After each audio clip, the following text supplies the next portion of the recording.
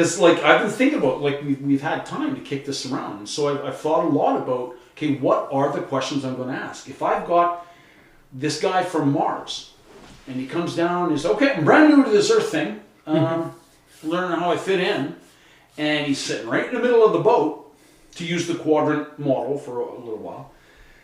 And I said, well, are you port? Are you starboard? And he said, well, I don't know. What does any of that mean? And I think, okay, I need to ask him a question. But this is like what is the question I should ask? This is kind of like the quantum theory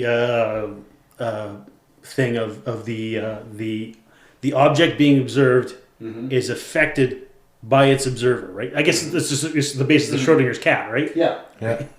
So and that's what I mean. The question. Right. So are you trying to come up with the question that doesn't influence the answer? Exactly. Like for example, if I wanted to ask a really bad question, I would say, okay. What do you think of Trump? No, but it's okay. You're my alien. Yeah. Say, okay. Are you in favor of individuals being allowed to make their own decisions, or are you a raving asshole? You know what I mean? Yeah, like that would be a horrible question. You could even leave the "or are you a raving asshole" off of there, and it's still a loaded question because you don't have context, right? And that's why I think when we get into the government taxation are super important. I mean, it could be, do you care about people? Well, yeah, I care about people. Well, then go in any four directions you want. Yeah, exactly. Because concern about people is not the divider. Yeah. How do you express your concern about people? Yeah. How much of a priority? To what extent do you worry about them? You know, what are you willing to do? How big of a problem do you think it is? Or what's the priority of the problem? What are the best ways, in your view, of solving this problem? What are the trade-offs involved in the solution? Yeah. Like these questions, like again, you got to be really careful in the questions you ask, because again, I don't want to influence this individual. I want to know what his thoughts are. I don't want to know how well can I manipulate that guy's thoughts. That doesn't tell me anything. That doesn't tell me what I want to know. So yeah, that's why I was kept throwing that out. What are the questions we ask? Yeah. What's a way to understand where this person is without trying to drag them to whatever side I would prefer, right? Like let's say again, I don't subscribe to this model, but let's say for the sake of discussion, I do. If I'm trying to drag this guy to a hard port starboard, or would you say the port? Port bow? Yeah, the port bow. If I'm trying to drag this guy to the port bow, or maybe that's where I live, but I don't want to drag him there. I want to know where the Martian lives. So I got to find questions that are not influential. I want to find questions that are as neutral as possible. Yeah. And that's something that is not easy to do. And you got to ask, okay, what exactly are we measuring? Okay, I know port's here, I know starboard is there, but what is that measuring? One possible, property. Mm-hmm. The other possible, redistribution, or what is done with wealth. Mm-hmm. There are multiple ways to skin these cats. And I can say this way is comfortable for me. Would it be comfortable for Jordan Peterson? Probably not. He may have his view of it. For example, where I come from, that was his concept of hierarchy and what role hierarchy plays on left and right. I disagree with it. He may disagree with me if I, subscribe to the idea of property on the port starboard axis. He may say, no. It might be, say, spirituality. I'm reaching. You know what I mean? Or he may say it's economic decision making. He may say that is what you're measuring. on that.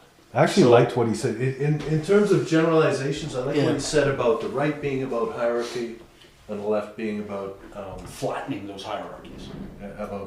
pushing back against the hierarchy. I was just thinking about because when we were talking about adding the third axis, the morality axis, or whatever, it just occurred to me afterwards, because I was like thinking, okay, so we have X and Y, and then maybe it goes diagonally, but it doesn't. Morality is individual, because we're looking at the boat from the top down. Yeah. So one axis of morality is at the top of the mast, and the other axis is in the bilge or underwater. Yeah, and they're not related. And they're not, and so looking at it from the top down, they're invisible to us. Yeah, like morality is a separate matter. Yeah. Because you could be... But I think it is important. You can have an asshole who's an anarchist, and you can have... and you can have a genuinely good person and who's altruistic. So, That's an independent variable. Yeah. Fascinating. Like, my concept of, like...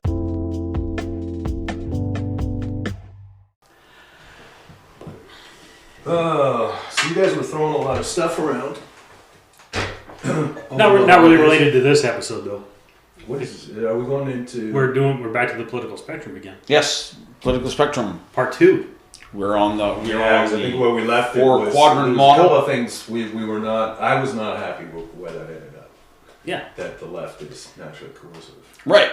And we left on the point that not all coercion Is bad. is essentially negative.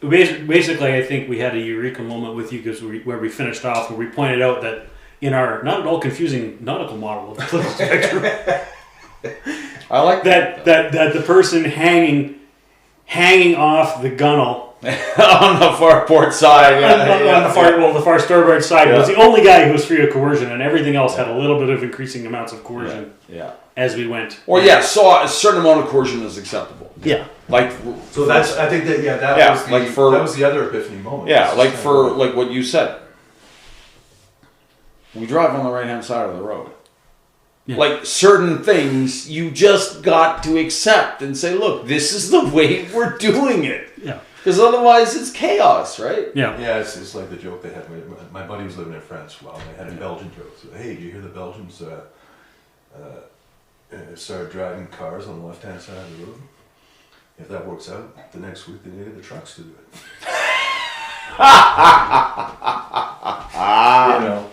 So... I am kind of curious how it worked out in Sweden, right? Because they were on the left-hand side. Yes, and then one day they changed. It's just like, in this day, we're switching. I was very interested in that. That was in the 70s or 80s, too. It was the 70s, yeah. 70s, early 70s, very or late, I think it was late 60s. Yeah, no, it was earlier than that. Yeah. But I asked about it, and they said that really it was kind of a non-event. Yeah. There had been such build-up to it. I bet. Yeah. Months and months and months in advance, and like, it's going to be chaos. People are going to die, and like other people say, well, yeah, this is necessary, and if we have like 1,000 deaths in the first couple of weeks, well, that's okay. There was all manner of hyperbole. Mm-hmm. It was talked about to death, where there was obvious concern. Mm-hmm. This could be a problem. Yeah. Guy gets up in the morning, he's not thinking, off he goes down the left-hand side of the road. Yeah. There was public awareness campaigns and posters and radio ads and in the newspapers, and it was just blanketed literally for months. The average people were like, oh God, enough already. Yeah. There was... I wonder if all that hyperbole helped. Well, there was no right? great chaos on the road. I think it does. Right? I think it does because it just gets people to the point where... Because you have to reach that saturation point. Yeah. If you haven't gotten to that point, you haven't been successful. Yeah. It's only once people go, okay, we can... Enough already, we get it, shut the fuck up, yeah. But I'm kind of curious on 2 points. One is, when you think about it, they're almost nothing but coastline, right? So why switch? Is it because basically you're driving on the west coast into Norway, and then... Well, because everybody around them was the other way, right? They were kind of... Yeah, I mean, same with the UK, right? The UK's an island. Sweden's but almost Sweden's an island. almost an island, right? Because the only population zone you drive into is in the northwest, where you drive across the border, and Oslo's right there. Yeah. Right? In the northeast, you're driving from remote Sweden to remote. Yeah, there's Into very Russia. little traffic over the Finnish border. Okay. So, but I imagine there's a ton of ferry traffic into Denmark. A ton, and direct to Germany as well. Yeah. And Germany and Poland Yeah. and stuff. So I guess that's what it is. So the other question for me is, why did they start driving on the left in the first place? I think it was for wider accessibility to automobile imports. Because left-hand drive was bigger at the time, or Right-hand. left side, right-hand drive cars. Left-hand drive automobiles were more available. Right-hand drive. Right-hand drive. No, left-hand drive. Notice how we drive. Our automobiles, So that's when I switched to the right side of the road. Yeah. I believe, I stand to be corrected on this, it was just because if you're going to buy automobiles that have the steering wheel on, like right-hand drive automobiles, you're limited to basically the UK and Swedish domestic production. Right, but Because nobody else made those automobiles. Because the Germans definitely did.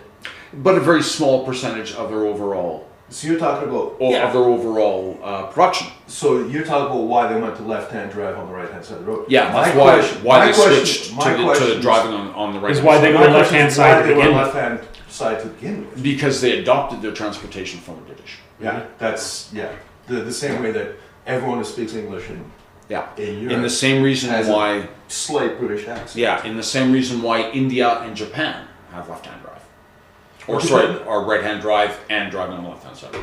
Well, India and Hong Kong, Japan, I'm not quite so sure. Japan is because of the British influence they drive way back when. Yeah. And the Japanese, because they weren't when they first when they first got automobile transportation, they said, "Well, don't the Chinese take the British drive on the as a side too?" I think the British or the Chinese are left-hand drive. I don't know. I don't know if the Chinese are. But when they said, "Okay, we're going to set up a transportation network," they decided to follow the British model because at the time the British were the most powerful country in the world and the most industrialized country in the world. Interesting. And so that's why. Whereas the rest of Europe had all been Napoleonized. And I think they didn't have the ability to set up the transportation network yet at that time. I also understand that it had something to do with the nature of the society in that the American system, what I have heard, was most of the traffic was agricultural. So you've got your team of oxen or horses and you're pulling a wagon. Yeah. If you are approaching another person, you would generally get down and then hold the reins with your right hand. Because most people being right-handed, it gave you better control of the animal. Therefore, you took the right-hand side of the road. And then the other person doing the same took their right-hand side of the road. And that this was... Wouldn't it be you in the ditch and the horse on the road? No, because you can't walk in the ditch. You're not going to be able to reach them if you're in the ditch. Besides, they didn't have ditches back then. They were just tracks. Like we're talking 1700s. Or unless you're in fucking rural England, in which case you got stone walls 8 feet, 8 feet away from each other. Exactly, old Roman roads. Yeah. But in the United States, we're talking, say, in the pre-revolution and the Royalist period, there was no roads. It was just a path. It was just a track. So then, you're holding the team like that. And again, if you're going to hold you couldn't reach across if you were on the outside of the team. This allowed you better control of your team of animals. Whereas in the UK, if you were riding, first of all, only the wealthier people had the means of transportation. Right. So you would approach someone to the left of them so that your sword was on the opposite side in the event of a highwayman. Or if you're wealthy enough to have a horse, you're wealthy enough to have something worth stealing. So it was a matter of protection in that regard. That's what I have been told. Now, why that didn't apply to continental Europe, it probably I do not know. It was Napoleon, my understanding, it's Napoleon who did priorité à droite. And then he took that to the rest of Europe. So why? What was his basis? I think it was, my understanding, it was to fuck with the enemy. Just like they do it on the left, that's what they're expecting us to do, so we're going to go we'll over do it. Now, how that translates... Or either that or just maybe a societal change. Just a way to distinguish in the same way that when the Republic became the Irish Free State in 1921, the first thing they did was paint all the mailboxes green. And they deliberately did that because every community had the red mailbox of the Royal Mail, and it was an important symbol. It was something that everybody would notice immediately to kind of say, look, there is a new regime. This is a new society. It's not business as usual. This is a new beginning and a new start for everyone. So maybe that might have been a part of Napoleon's motivation. Yeah. Maybe to distinguish from the old Royalist society even. Maybe the old Bourbon society, the monarchist society was...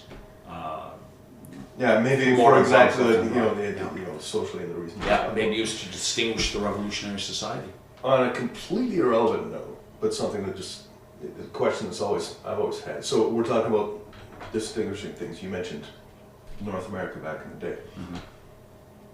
I always found that when you're watching a show like Band of Brothers, and I was watching Last Kingdom recently as well, whenever you see stuff that's happening in a European forest, there's no undergrowth. Right. It's like you got all these trees and then leaves everywhere, but all this open space in between. And that is not my experience of North American forests. I think that's because European forests are also grazed. Like if you go to a forest with a cattle lease on it, it tends to look like that. Well, animals that would have been done way back in the day. Animals will, or even today. I mean, any kind of it maximizes revenue. If you're growing a tree farm, and so you've got your artificial forest and it's all planted, blah blah blah, and you plan on harvesting that wood, you're paying taxes on it for the next 20 years, but you can't harvest the wood for the next 20 years. So in a way to make some money, you allow it to be grazed by livestock. And then that keeps the undergrowth down. Yeah, and European, it's just a longer tradition of forest management, right? Because, to increase the access, for royalty, who wanted to make it easier to hunt game and stuff like that, right? So they wanted the game preserves to be more productive for the game. Right? Longer. And also, again, there's less of it, so it's easier to manage. Yeah. You wouldn't want it to burn down. No. So you cut down on the undergrowth, cut down on the fence. Yeah, and if you need those those trees for ships or something like that or whatever. Right? That's an important resource. Yeah. Like, what was it in France? All oak trees were considered the property of the king. Wow. You could not cut down an oak tree because they were used for shipbuilding. Cool. Alrighty. Thank you, gentlemen.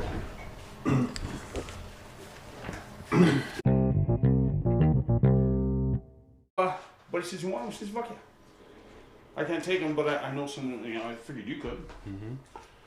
And so I thought, well, I don't want to exactly just leave him sitting in the front seat of the car, so put him in the crate bag. That would be a charitable offense.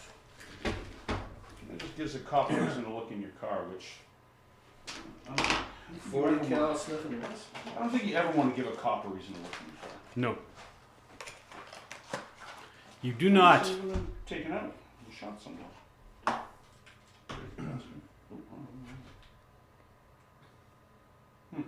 Right on. I'm sure my CZ will love them. CZ shoot for you? I have a CZ N40, yes. Okay, there you go. Free animal, buddy. I will never say no. You can't lose. My apologies. Tried to gas up, and of course, it's not a very organized gas station. It was like 13 cents cheaper than everybody else around it, so it was packed, and their pumps started to fail. So you had to go inside to get them to turn it on and to get a receipt. Separate times each. And then this one lady said, who's in front, like we're all going through in one line, she says, well, the pump's down. They said it's going to take 10 minutes to reset. Like I'm waiting. She's not leaving. So I go up there. And I went like, you got to move. No, I can't move. No, you got to move. Because there's me and you see there's 6 people behind me. We got to go through. And she said, well, they told me that I need 10 minutes for the pump to reset. I ain't got time. Well, I can't go around. I said, well, tell you what, let's have you move forward and back up against the bollards. And then you can reach around with the pump and still fit in there. She said, I don't know if it'll fit. I said, see, look, it'll fit. I'll ground guide you. How's that? She said, okay. So I pulled her forward, backed her in, so there's nothing for me and everyone else to get out. But it took a long fucking time to get that convention. A birra amore. Birra Moretti. Is that Italian? That's it. Is it good? You like it? Well, I've always loved it. I've been drinking Moretti's for 25, 30 years. How about Innocent Gun? I don't know that I've ever tried an Innocent Gun, but I've heard good things about Yeah. I'm not a beer guy, but friends of mine who are beer guys really like it. My father used to love Tennant's Lager. He would walk a mile through the snow for that beer. He loved that. If you could get it over here. My impression it's pretty hard to find. It's hard to find. It's kind of like, maybe not the most Canadian of British beers, but it was one of those lagers that was everywhere. Yeah, it was everywhere. Yeah, that's why he loved it. You could get it everywhere. Yeah. I actually, I can't remember if I mentioned this. I was in my local. I'll rewind. That's a very British word, isn't it? New Year's Eve. Very British. Yes. New Year's Eve day, like, I can't even remember. This was so long ago. 1999 or 2000. I was visiting Buddy in the UK, and he was living in a small town. Yeah. 2/3 of the way between London and Birmingham. Right? And he took me on a pub crawl. We went to this place. This is so fantastically British. Right? Yeah. It was in the middle of fucking nowhere. Yeah. Just a pub on its own in the middle of the countryside. Like a roadhouse. In British Warwickshire. version. In Warwickshire. Yeah. But this place had existed since prior to the English Civil War. Wow. In fact, there was a legend that it was haunted by a ghost of I think it was a cavalier who had his head chopped off by Roundheads, but might have been the other way around. Yeah, exactly. Right? Yeah. On the flagstones of the fireplace that still existed right fucking there. Wow. Right? Anyways, I had this beer called Bombardier Bitter. It was the smoothest fucking thing I've ever had in my life. Oh, yeah? I just loved it. Yeah. Right? I went back. I went to visit Alan. Don't tell me it wasn't there. 2019. Don't tell me that. He took me on a pub crawl, amazing pub crawl. He found 5 pubs to go to on a Saturday. 4 of them were open. And none of them had it. It ended at that place. Yeah. Right? At that same pub. And they didn't have it anymore. Ah, I knew it! You son of a bitch. I knew you were going to say that. I knew that. I was so... But I kept talking and talking and talking. So the landlord, he had an old pint glass, one of the tall fluted... Yep. Right? That had Bombardier Bitter written on the side of it. And he gave it to me. Just get me to shut the fuck up. Yeah, exactly. Right? So, look, I don't have a goddamn beer, so just take this glass as a consolation prize. I brought this home. I've had it since 2019. So it's been over 3 years. Yeah. So, shortly before Christmas this year, I went to my local liquor store. And it's a small one. It's a Boss Liquor. But I went in there. I thought, just for shits and giggles, I'm going to look. The cooler. I'm going to check the cooler of the weird shit. Yeah. Right? And I'm looking, that's interesting. That's it. And then right fucking there, staring me in the face. There it was! Is Bombardier. It's ale, not bitter. Okay, right? Well. But someone's remaking it. Oh. Okay. Right? And I reckon I was almost in tears. Same logo and shit like that, eh? Yeah. But was it the same? I got it home, and it wasn't a bitter. Right?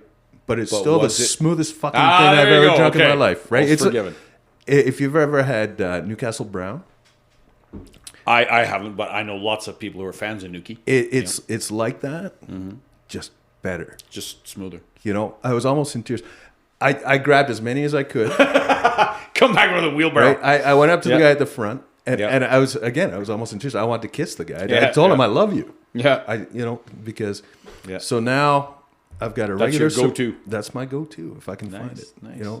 And because I can't process alcohol anymore, anyways. It lasts you a while. I'm going to drink one of those. Yeah. a week type of Yeah. thing, you know. Yeah. So, anyways, Alrighty. okay. So here we are. What episode is this? 14. Episode 14. Since April, We of are last back year. to more episodes than listeners. With this episode, I believe. Not necessarily. Well, yeah, probably, yeah. Yeah. Yeah. Actually, we were probably more episodes than listeners 2 ago. Not well, yeah, of steady listeners. Because if we go back to Well, it's we don't have the metrics, right? We know that we've got 8 followers on Spotify. We know. so we here's know. Here's the total we know, listens Trent. We per know. episode. So we're not quite. We have 15. Wow, we touched a nerve. Well, I don't Isn't that our first episode? that What is the hell first episode. Oh, okay. Okay. So, but that number keeps going up. Oh, okay. But part of me thinks that maybe we should take that episode down as the first, or move it somewhere else in the rotation because Yes, Because it prevents people people listen from- to that one, and then carrying on. they get to bugger off Mussolini, and they lose interest.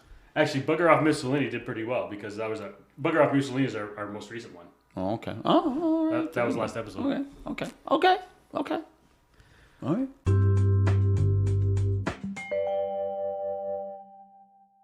Yeah.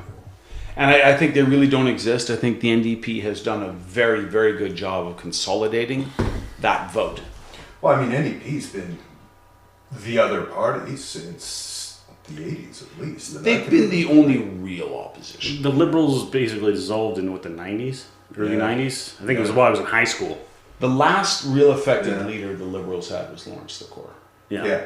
They had a guy by the name of Taylor, who, God bless his soul, he was out there, That was the doctor, right? I don't know, but like he was a very honest to God, very likable guy.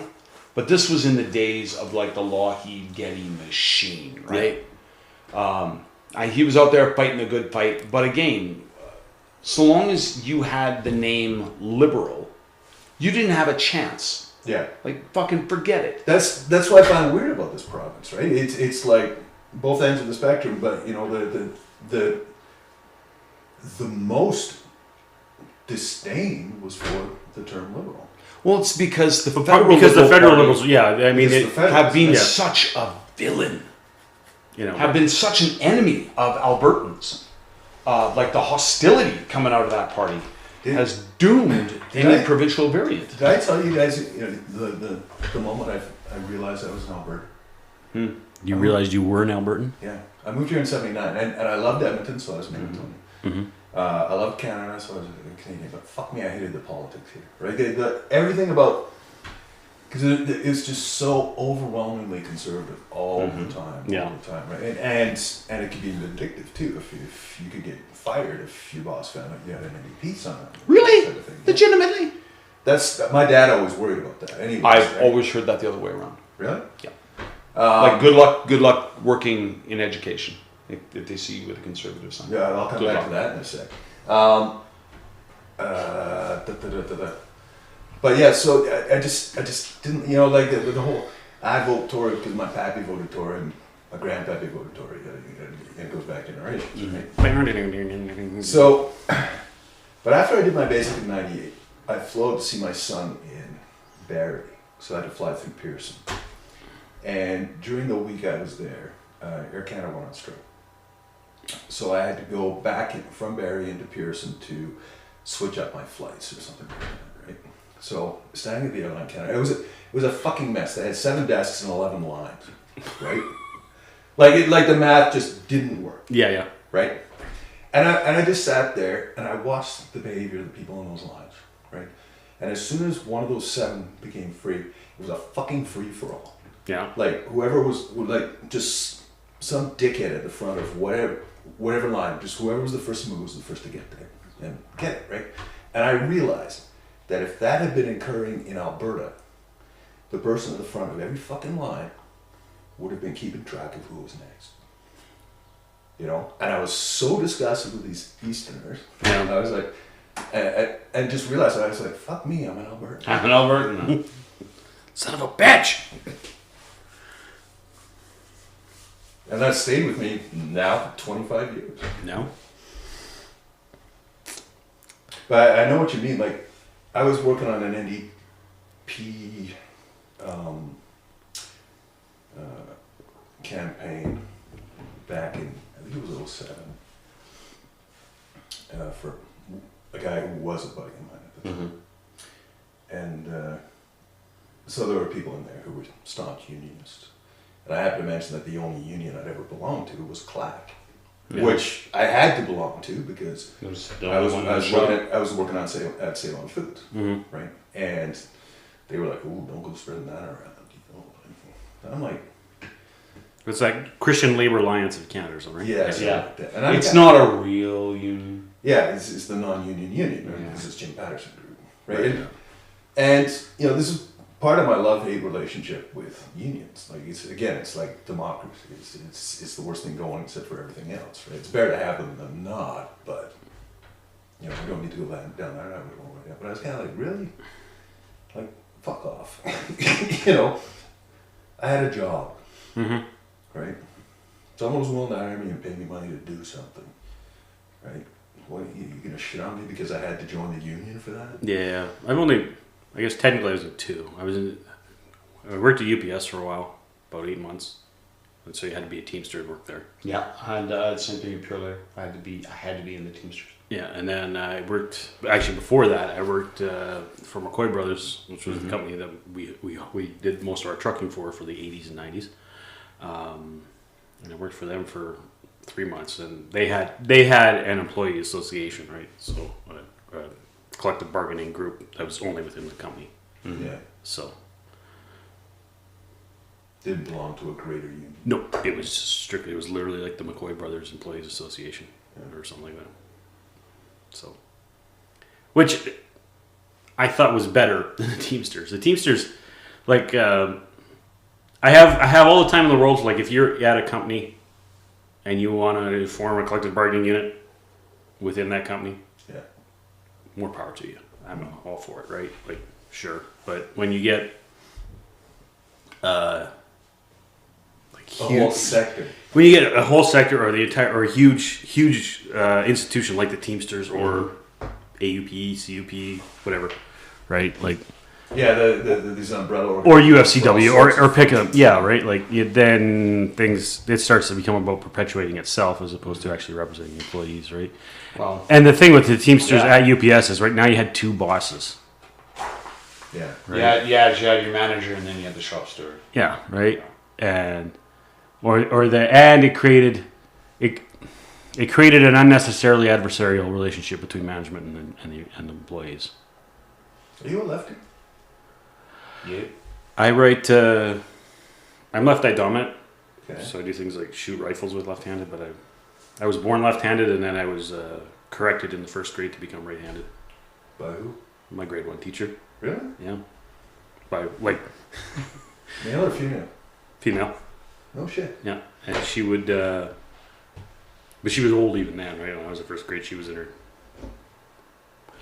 Everybody was older back then. I don't know what they were now, but Yeah. she had to be pushing 60 at the time. I was in 1st grade, but she was still there when I left the school in 9th grade.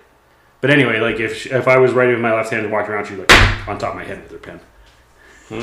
Like, No kidding. that was just I had that in grade 4. Same sort of thing. I just learned French in Montreal, moved to Ottawa in French immersion program. Teacher was from Paris. She hated my accent. She was the same thing. She was in her 50s, late 50s, Yeah. early 60s. And yeah, she corrected that accent. Just absolutely hated it. My dad tried to beat the left-handed out of me. But yeah. didn't work. So I'm somewhat ambidextrous for some things, but I write right-handed. So you're an honorary lefty. Yeah, I eat left-handed, but I write right-handed. Kind of the only thing I do right-handed is right, I think. And that's kind of an anomaly. Yeah. Interesting. I've only just noticed that Patty here is right with his left hand. Yeah. No one ever corrected me. I never had any. I've always heard that You didn't go to the ratio is, time we do it. I think it's 1 in 9 is left-handed. Oh yeah. And I heard it was for, 20% actually, but or like between 15 and 20%. it might be, I guess it might be getting higher. And I heard, at first it was 1 in 10, Now, last I heard it was 1 in 9. Yeah. But amongst people of my acquaintance,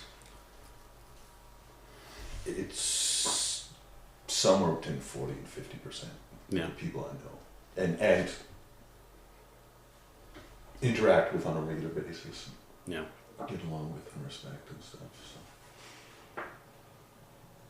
So I'm not surprised. All things considered.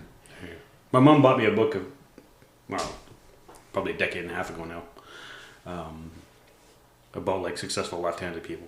It's like, you wouldn't believe the number of American presidents that were left-handed. Really? Yeah. No, I probably would. Is it drastically overrepresented? Well, we're at 40. Probably not. I don't know if the book did the total number because it was it highlighted individual people and did like a chapter on each individual person. So like Obama was left-handed. I think Bush Sr. was left-handed. Lincoln was left-handed. Washington was left-handed, I think. Holy shit. Okay. Yeah. So successful ones, not just successful ones, but notable ones. Yeah. Yeah. FDR? Not sure. Might be. Of left-handed.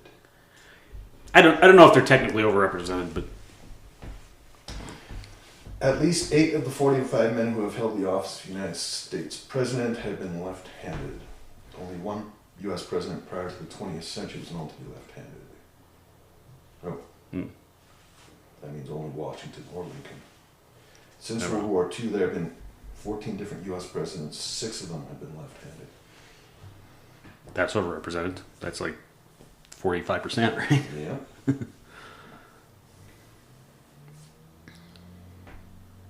Interesting.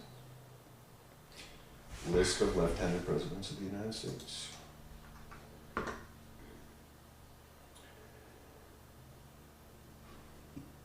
I wonder if Trudeau's left-handed. Garfield, If he is, I'll cut my Bragg, fucking left hand off. But Yeah, I would too. I would too. Garfield, Hoover, Truman, Ford, Reagan, Bush Sr., Clinton, Obama. Or class focus. Is it very class and 100%. 100%. So libertarians can always have conversations with Marxists because Yes. there's so much talking about class. Yes, class, I think, is the new Yeah. frontier of politics. Yeah. In that we flip-flopped, and now that the left is the bourgeoisie representative, Yeah. and the right is the working class, the worker farmer. It's almost like we should press record now. I'm going to go for a smoke first, but I've always felt the whole concept of bourgeoisie as a criticism from the left a bit bizarre, because a lot of socialism comes out of the bourgeoisie. Yes. Right? Almost all of its thinkers and Yeah. philosophers have come from that class. And a lot of its extremes too, right? Because we're seeing that now, but even back in the day. So your Japanese Red Army, your Baader-Meinhof, your Kuomintang Faction, your Red Brigades, those were all middle class kids. Yep. Yeah. Who didn't know what to do with their ranks. Yeah. Yeah. Che Guevara. Yeah. Shea was middle class, absolutely. Yeah, upper middle class even. Yeah. You know? Because his Lenin? dad was a doctor, Lenin. Yeah. Yeah, or Carlos too. Like- Carlos was the son of the a jackal. doctor. Yeah. Yeah. Yeah. It's all these people. Yeah, trying their angst or their guilt over being bourgeois or Friedrich whatever. Engels. Yeah. One of the, Like one of the Stalin. great Stalin fighters. is kind of. And Stalin wasn't really a thinker. He was just like kind of He right was a place. thug. He was a thug, right? Yeah, he was so a he thug came who from a just lower wanted class. power. Yeah. He didn't give Oh a yeah, shit. yeah. He was a Yeah. peasant. So he's kind of like the exception that proves Yeah. the rule, I think, almost. But Well, mind you, Oh, now we're talking about a different thing. Though. yeah, By and the Stalin time- was just the guy who pulled up to the table when the dinner was already set. yeah. Yeah. Right? In the Yeah. same way that He was just playing the game. Yeah. Yeah. By that time, the corruption, the poison that became that. Marxist Leninism became was already. the Soviet Union was already set. Yeah. He was just playing the game. He was just there. He was just the stronger guy, right? Yeah. Who took over after Lenin died. But the system that Lenin created was already there. Yeah. In the same way that Martin Bormann didn't give a flying fuck about National Socialism. No. He was a thug who just wanted power. I've always tried to figure out who Bormann was, because he's not. I think the only reference. I thought he was Hitler's PA, wasn't he? He was Hitler's PA, Yeah. and he acquired a huge amount of power. Yeah, because he was. Yeah, everything had to go The through only him. reason I know his name are, I think, Monty Python and the Sex Pistols of all things. I think the Borman actually was one of those who actually made it to South America. Did you ever see the Mark Felton series on him? No. Though that's probably the point, but Yeah, it was it the looks movie. fucking dirty, doesn't it? Was it the looks movie dirty. Conspiracy, the one with Kenneth Branagh? It was basically just a dramatization of the Wannsee conference. I haven't seen it. I think it's called Conspiracy, but it's like it's 2 hours. Yeah. I wouldn't say it's in real time. It's a dramatization of the Wannsee. Wannsee conference. Yeah, so they. It's pretty good. Borman plays a key role in there. Yeah, but I like to use Borman as an example because to me he is like, and this is an achievement. He is the low watermark of the Nazi regime. Okay, and like this is an achievement, right?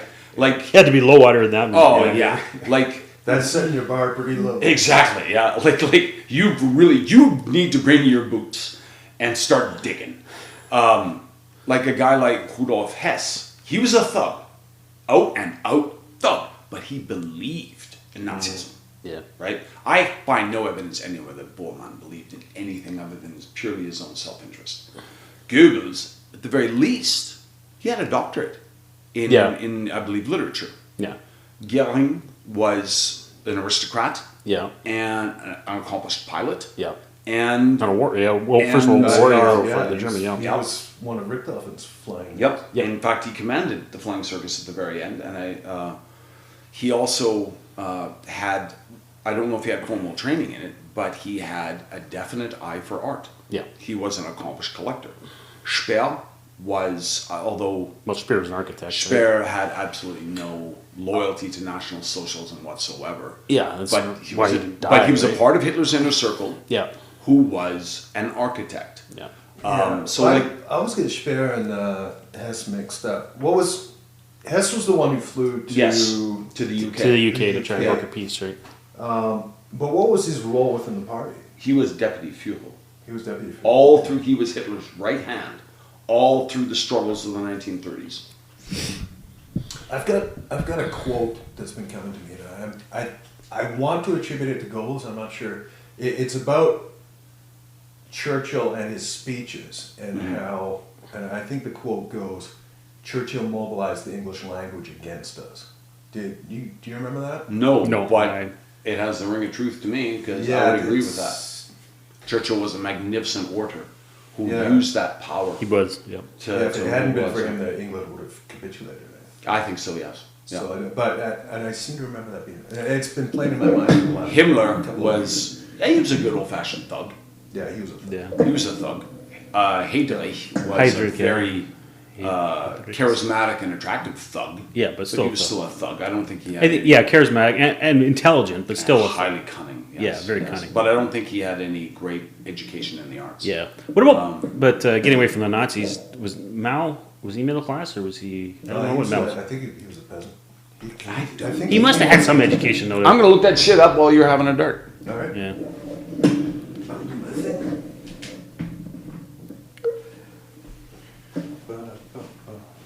So we get back in at like midnight last night. Oh yeah. We've got our conversation point right there. We had a. This one? Yeah, we did. We had a car show that we kind of did out of just spur of the moment. Where's that? It was at Fountain Tire on the West End. Uh-huh. About 110 cars. It was pretty big. Oh wow.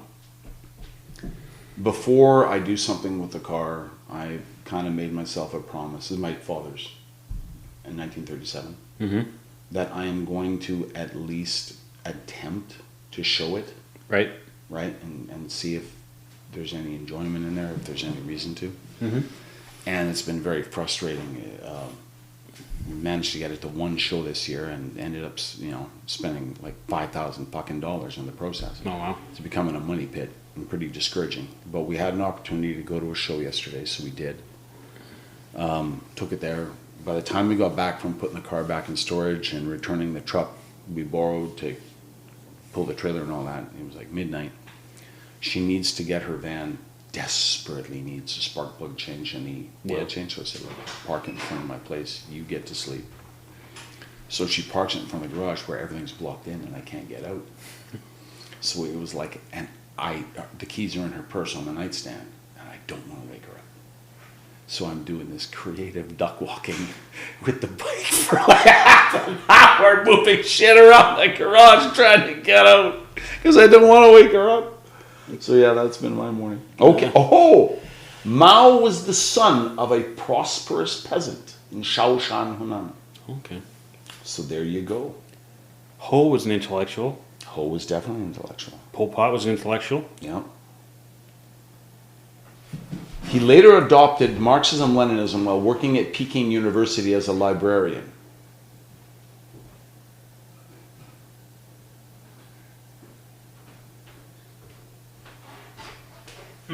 So he was, say, lower middle class then. Well, he's definitely bourgeoisie. I mean, if he was a librarian at the university, he was well paid. Yep. And yeah, he was definitely middle class, son of a prosperous landowner. Yep. Yeah. So there you go. So maybe you could say that the left has always been the product of the upper middle class, of wealth. It's just until 91, it presented itself as the champion of the working class. Yeah. And I would say that today it has exchanged that identity for the environment. But well, even now the defender of the or even portrays itself as the defender of the environment. Yeah. And that it hates the working class because it's never forgiven it for abandoning it during the Cold War. The middle class isn't forgiving the left, you mean? The left has not forgiven the working class for abandoning it during the Cold War. Oh. It didn't recognize or what the left considers a betrayal of betrayal by the working class. That the working class did not rally to the defense of socialism during the Cold War. And I think there's a lot of anger still.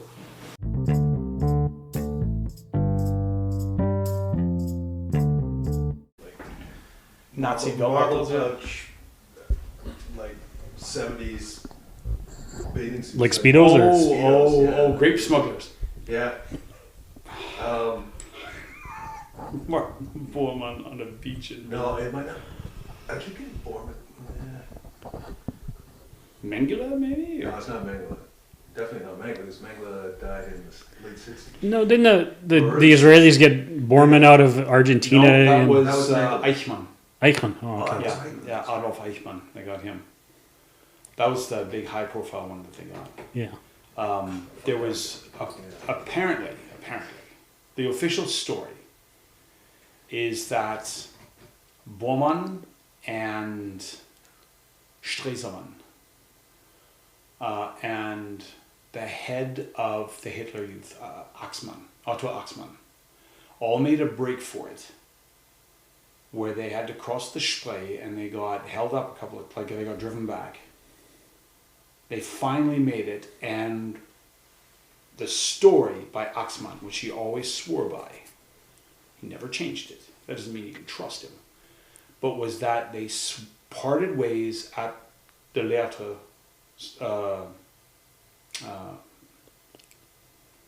Bahn station, like the railway station. Mm-hmm. And that Stresemann and Bormann were going to go one way, and Axmann said, I'm going the other way. And he went away and he encountered a Soviet patrol, so he chickened out and he came back.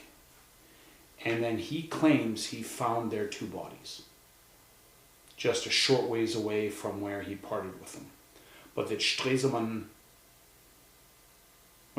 This is in Germany. Yeah, this is in Berlin. No. But like, because the Israelis got somebody high profile out of Argentina. That was Eichmann. Yeah. I was like, okay. So anyway, this is Axmann did get he made it out of Berlin. He evaded the Russians and he made it to the Western Zone, where he got apprehended by, I believe, the Americans, And under interrogation, this is what he said, and he never changed that story. Now, there were two guys, railway workers, who in the days after the fall of Berlin were kind of ordered to do some cleanup, and they found these two bodies. And it the one guy's claim corresponds roughly with where Axmann said he found the bodies of Stresemann and Bormann. Right. But he claimed that the body, which would likely be Stresemann, was stripped of its clothes. Oh. And was only kind of in its underwear. And then he said, we buried them at this location. And his co-worker kind of, in a separate interrogation, kind of corroborated that story, saying, yeah, we found a couple of bodies, we buried them here because we were told to. Mm-hmm. And so then they excavated where they said they buried them, didn't find anything. No bodies. No bodies. Now, fast forward 20 years into the 1960s, and in an area maybe 15 to 25 meters away from that original location of construction, because the Lehrtal station was dismantled, it was torn up, got rid of, and of course, all Berlin is completely flattened, so there's lots of new construction going on in the post-war era. So in the 1960s, a construction crew finds two bodies.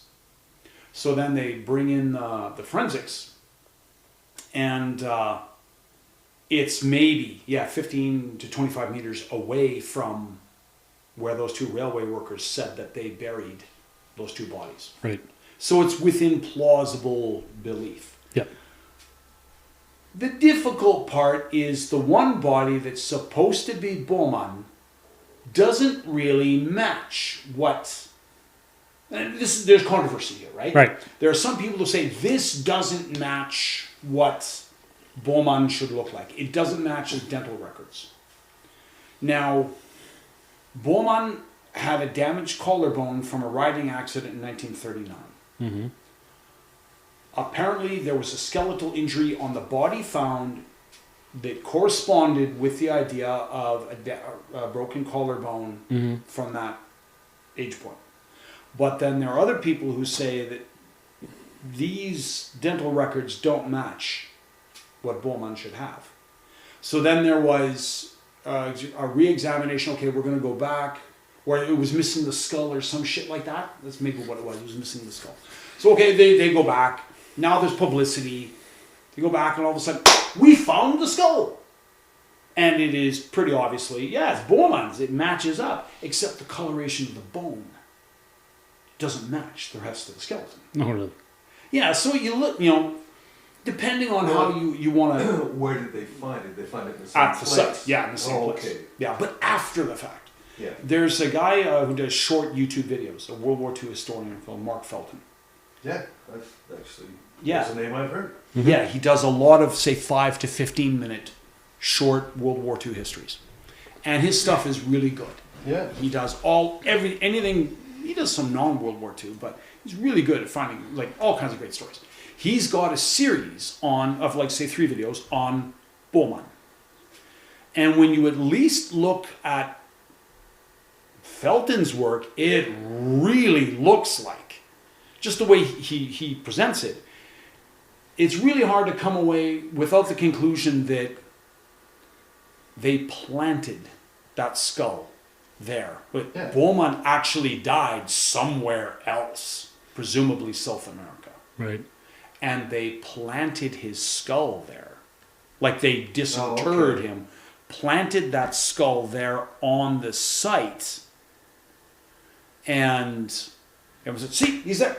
Yeah, but okay. In this case, clarifying. Yeah. Right. So I just checked it out. Martin Bormann was not in the great rock and roll film with the Sex Pistols. Someone dressed up to be in. Oh, okay. I've never seen it, but I know they sing about Nazis and stuff like that. But okay, so that's one theory anyway. Bormann's skull was planted there. But post-mortem. The funny thing is, now we come into the inevitable. Okay, who is the they that we're talking about here, right? Because the idea would be it was Nazi sympathizers. Yeah. Within the what do they call it? The Odessa. Okay, within Odessa. Okay. Yeah. That was, and they wanted, if it was revealed that, yeah, Bowman did make it to South America and spent the remainder of his life there and passed away, say, in the late 50s, early 60s, that would simply, now, correct me if I'm wrong, but this is pre-Eichmann. Depending on when, because I think Eichmann was literally late 60s, early 70s, right? No, I think he was like actually early 60s, so 1960s. Okay, so about same era. Right. But anyway you slice it, if there is evidence that Martin Bormann made it to South America, then that is just really going to really whet the appetite of Nazi hunters. And so if you're a part of Odessa, you want that all to seem really crazy and conspiratorial. And tinfoil hat shit. Like, no, the Nazis didn't make it to South America. Don't be such a kook. What are you going to tell me next? The aliens killed JFK? You know what I mean? Like, they're going to want to try and downplay that. Yeah. But if you actually could prove that, you know, Bormann's true place of death is not in Berlin, that it was at least, maybe it was in Germany, but it wasn't there at the Lehrte S-Bahn. If you can prove that, now you're attracting a whole bunch of attention to communities in South America that if you're in Odessa, you really don't want that there. Okay, right? That's a fair point. My take was going to be that it would be embarrassing for, well, I mean, for the Bundesrepublik. It would be. That there were a bunch of Nazis out there Yes. that had gotten away, and so therefore 100%. And that would be good for Yeah. Odessa. But you're right. They They wouldn't want to attract attention. It would be good for Odessa, but I agree 100%. It would also be in the interests of the Bundesrepublik to make that go away. Yeah. Because maybe they say, okay, yeah, we know. Like the BND probably knew that former Nazi networks and like probably maybe even the children of some of those war criminals were actively still aiding and abetting rat lines to get Nazis out or to at least support them or keep them, whatever. The West German government probably knew all about that. But you don't want to advertise that. As you say, that would be a horrible embarrassment. Well, not just, because it politically, it just Totally. creates friction. Politically, with the diplomatically, Israelis. 100%. Your allies in Western Europe, you're there on the one hand, we're in the economic department and we are trying, like in the coal and steel community, we are trying to make agreements with the French, with the Dutch, with the Danes.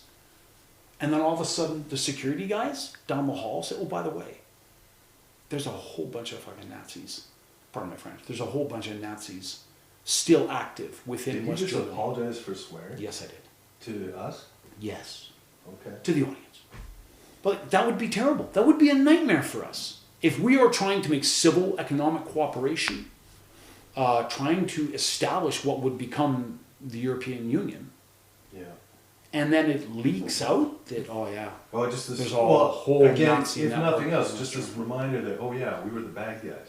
And we're still trying to process that guilt and shame. And, all of the above, man.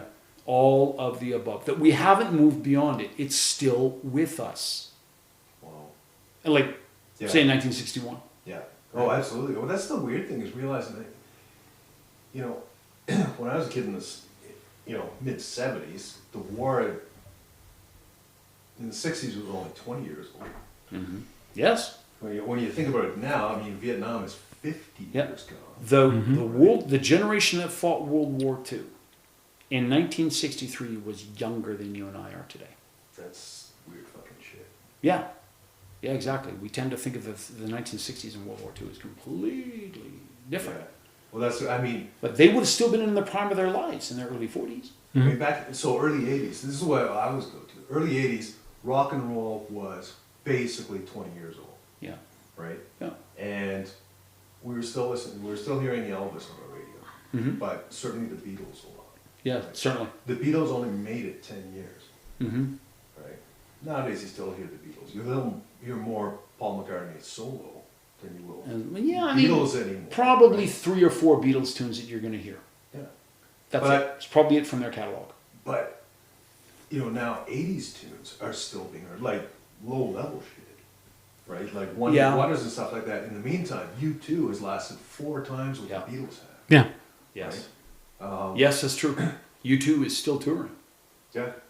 Still making fans. I think they. Well, for U2, the Stones are still touring. Why? And the Stones are contemporaries of the Beatles. Yeah, it's true. Although the Stones aren't. I don't think the Stones have been rediscovered by a millennial audience. Not in the way that U2. No, probably not. No.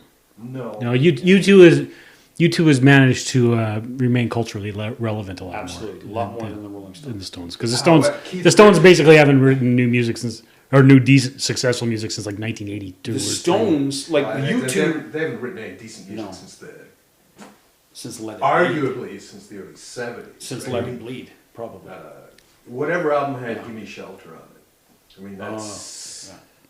I don't even know which Stones album is which. I don't know. Their songs on it. I would agree with you that U2 has remained culturally relevant, whereas the Rolling Stones they're just lucky to remain biologically relevant. Unless, and you just raised an interesting point. The fact that Keith Richards is still alive. Yeah, exactly. So joining those two concepts, U2 does not have any memes the way that Richard. Keith Richards. Yeah, so Keith Richards is more relevant than the rest of the band. I guess, yeah, in a way, yes. There's a country music artist named Alan Jackson. Yeah. And again, he's also retired by this stage. Mm-hmm. But he had this song called "Don't Rock the Jukebox." Yeah. And like the whole premise of the song, his heart's broken, he's depressed, he wants to hear sad music. Yeah. He doesn't want to come into the honky tonk. He wants and to hear somebody play rock and roll. He wants to hear George Jones. Yeah, exactly. Yeah, that's what. Yeah, it's the line of the song. I know the song. In the video, there's a guy, an actor who looks like Keith Richards, trying to play rock and roll tunes on the jukebox, but it's this stereotype of Keith Richards as this burnt out, hungover, just can't take bright lights, like he's hanging, he's staggering, he walks up there and he's patting his pockets like he can't find any coin, and and he's staggering like he's barely with it. It's delicious. Is this before wonderful. or after Johnny Depp did the first Pirates of the Caribbean?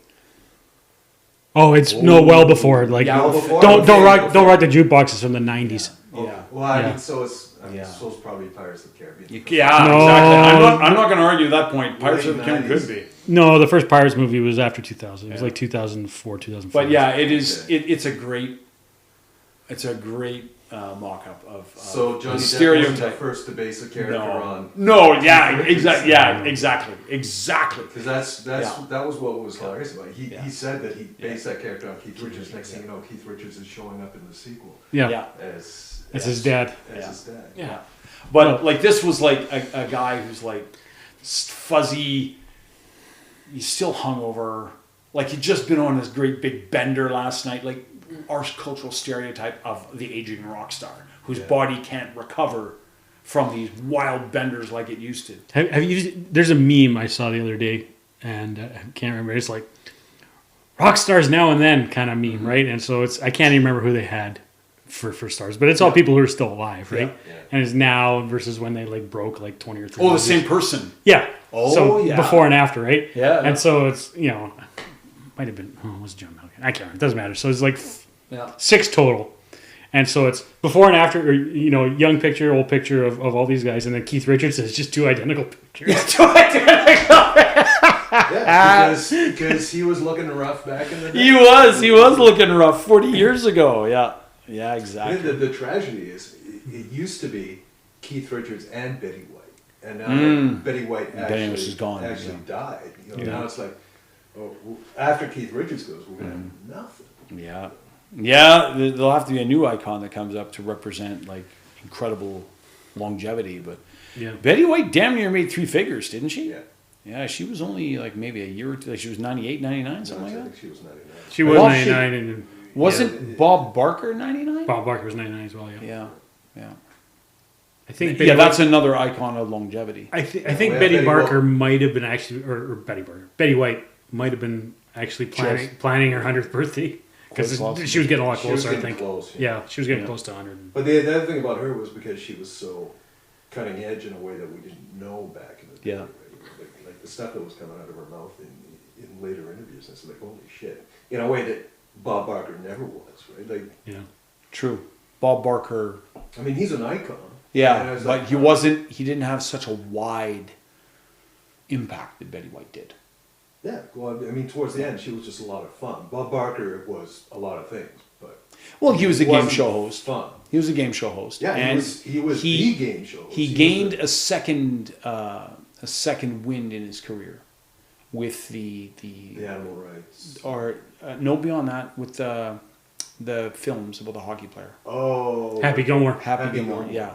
Actually, I saw one recently where it was like round 2, and Bob Barker was in the hospital, Mm-hmm. and Adam Sandler was going to visit him, and it was actually pretty funny. Oh yeah. Yeah, and they had up another fight. And it gets worse, and eventually Bob Barker's dumping his bedpan over. It was actually pretty funny. I was impressed because I don't have a lot of time for Adam Sandler. No, same here. I generally don't find Adam Sandler funny. But the funny thing is, he was in Spanglish, and he was in 50 First Dates. Mm-hmm. And I've The heard. Wedding I haven't Singer. seen it, but I've heard he actually showed some acting chops in 50 First Dates. Yeah, and The Wedding Singer as well. And he just plays a likable guy. Mm-hmm. In The Wedding Singer. Yeah. Yeah.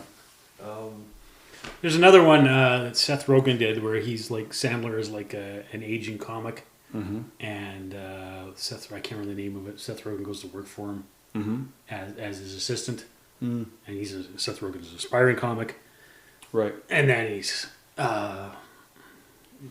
early on you find out that Sandler's character's got cancer. Oh, okay. And it's looking very, very serious, and he might not make it, and then he does beat it, and then there's a whole lot of mishigash there. It was a pretty good movie. And then there's one on Netflix called Uncut Gems that he got. It's a drama. Sandler does? Sandler does, Yeah. yeah. It's a drama, complete drama. Oh yeah. He Yeah. tries. How does he do in it? I haven't seen it, but it got very good reviews. I think he's actually a good actor, but he keeps going back to his bread and butter. Yeah, he likes knows- goofy comedy stuff. He's still Well, like he that. knows And that's if what it- makes him money. if that's right? what He's- pays his bills, He's got yeah. a niche. Yeah. Yeah, People who are always gonna because I go just see watched. him. I was Yeah. flipping through Netflix last night and doing one of those scrolling through trying to figure out what to watch, and then not watching anything. And I Right. Yeah. ended up just watching a shit ton of previews. And there's a Halloween movie where he basically plays the water boy again, but it's a Right. different character. Yeah. But it's the same accent. Yeah. Yeah. It's the same. And it's the same. Everybody can't stand Another him, guy and, yeah. like Adam Sandler is Will Ferrell, Yeah. and Tommy Lee Jones, who play the same characters over and Yeah. Well, Tommy Lee over Jones plays and Tommy Lee over Jones. again. Yeah, that is just Tommy Lee Jones. Right. It's Yeah. the same with De Niro. Like De Niro gets this Yeah. this reputation as being this great actor. I'm like, no, De Niro plays De Niro. Yeah. Right. Yeah. And It's Pacino the same guy. and Pacino after a certain point, before a certain point, he was really genuinely acting, and I think from everything from Scent of a Woman on after, he just played Al Pacino. Yeah. Right. Yeah. Very much so. Yeah, De Niro's been the same. Yeah, De Niro- It's- But in terms of comedy, definitely Will Ferrell and Adam Sandler have, Oh, yeah, have Will got that Ferrell. niche. Yeah. And in what you're saying, like he knows where his bread's buttered. I saw an interview with Stallone where he said out of his entire body of work, the 2 films that he was the most proud of, that if he could only show people one film that he did his entire life, it would have been a comedy that actually bombed and didn't go anywhere. But he Stop or Mama Will Shoot? really loved that film. He felt he really did. He was really proud of his work and was very Yeah. disappointed it didn't go anywhere. But he said that's why he doesn't do comedy anymore. Yeah. He knows that the audience doesn't want to see him in anything other than action. So, okay, You get the Well, the Expendables. funny that's thing is, what he does. The first one wasn't action. Like, Rocky was drama. True, That's- but that's the he's thing. an action guy, right? Like there was, Yeah. After First Blood. After First Blood. yeah, Yeah. yeah. Rocky films were kind of action drama in the same They way became- that he. Yeah. There's First one was definitely was Did very he win much- an Oscar. Yeah, he did. He won it because he Yeah. wrote it, right? Yeah. There was a film he did called Copland, Yep. Excellent movie. where excellent Oh. film, I've seen, Excellent that film. has a very high-powered cast in it. Yeah, De yeah, Niro's. who plays De Niro's in that. Yep, De De Niro's Niro's the in that. cop from the big city. Yeah, he's Yeah. the internal affairs cop from NYPD. I only saw that recently. I remember I used to run a video store. Yeah. back in Yeah, the 90s, I remember that being there. And Harvey Keitel's in that. Yeah. And another guy Michael who's done- Rappaport is in that. A lot of guys who've done mafia movies. Shoes Joe Jackson. Yes, yeah, that's the guy I'm trying to think of, and I can't Dennis remember his Quaid? name. Nope. No, not Des Quaid. He was in. Goodfellas? He was in Goodfellas. Yeah. Yeah, he was in Goodfellas. Ray Liotta.